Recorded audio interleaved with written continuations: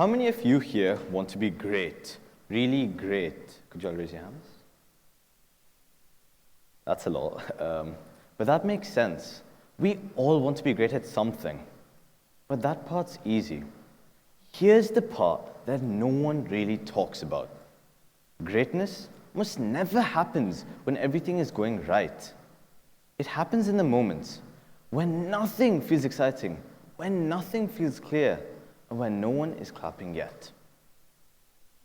Before Michael Phelps became Michael Phelps, the most decorated Olympian of all time, his life looked nothing like the highlight reels we see today.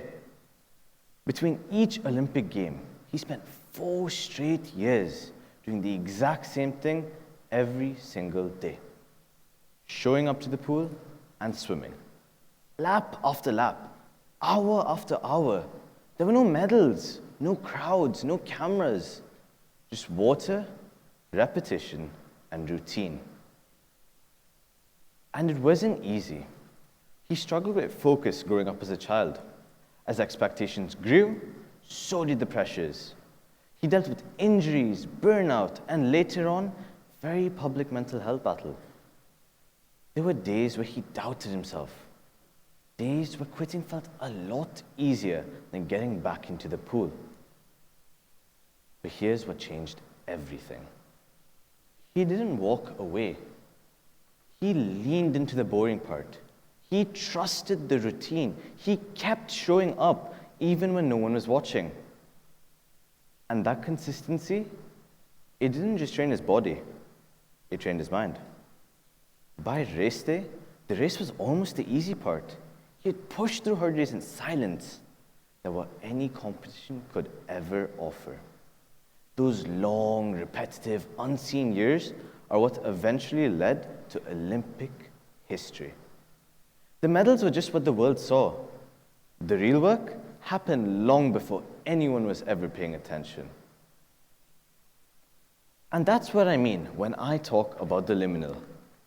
We love celebrating the finish line, the win, the moment somebody finally makes it.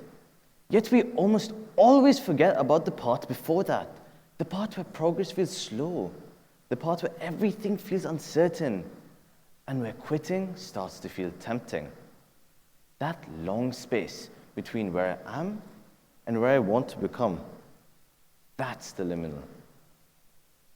And if you think back, the moments that shaped you the most probably didn't feel amazing while they were happening.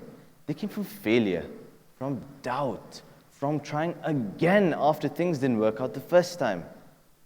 At the time, it felt frustrating. Yet looking back, you realize it was shaping you. But the problem is, we've been taught to rush through this part, to hurry past uncertainty, to skip past discomfort, to fast forward to the good part. But here's the truth. The middle is the good part. It's the part where resilience is built, where discipline is formed, and where identity starts to take shape. It's the late nights no one sees, the effort that goes unpraised, the decision to keep going even when no one's watching. As author Susan Cain puts in her book, the most powerful growth often happens quietly when no one is watching. And that quiet growth, that's the liminal. And it's present everywhere, even small, everyday moments. I felt this personally in my studies, especially physical education. A lot of people assume PE as a subject is just about playing sports and getting marks for showing up. But that could not be further from the truth. For months, I spent time recording performance videos for my coursework component whilst working towards my Cambridge board exams. Re-recording, analyzing, retrying. Sometimes the same skill over and over and over again. And there were days where I was tired, injured, or just fed up with it all. Days where I thought to myself, no one even realizes how much effort this takes. And that's the thing. There was no applause for this part, no recognition. It was just me, a camera, and a pressure to improve.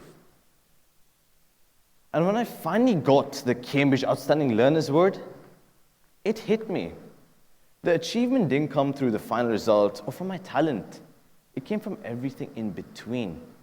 It came from the quiet hours, the repetitions, and the discipline. And that's when I realized something very important.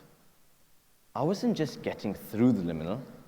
I was obsessed with it. Not obsession with fame or results, but obsession with the work itself. Obsession with getting a little bit better every single day. And when you start to care deeply about the work itself, whether it be training, writing, studying, building, or practicing, the goal stops being something you chase after and becomes something you live in. And that kind of obsession, it changes you. You stop asking, do I want to do this today? And you start questioning, what will the person I want to become do next? Showing up becomes normal. Skipping work starts to feel wrong. You're not doing this for attention. You're doing this because you're becoming. As Will Durant expresses what Aristotle meant in his book, Nicomachean Ethics, we are what we repeatedly do. Excellence, then, is not an act, but a habit. Excellence isn't built in the big dramatic moments. It's built in the repetitions, in the consistency, in the standards you hold yourself to when no one's paying attention. So if you're in a season of life right now where everything feels slow, confusing, or maybe unfinished, you might think you're stuck. But maybe, just maybe, you're not stuck at all. Maybe you're becoming. The liminal is never wasted. Every repetition builds focus. Every failure sharpens commitment. And every quiet hour compounds into progress. Obsession doesn't promise instant success. What it does, however, promise is growth.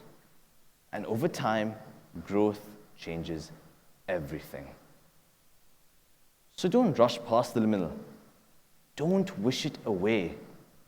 Don't treat it like a waiting room. Treat it like a workshop, where effort turns into skill, where skill turns into identity, and where identity turns into destiny. Thank you.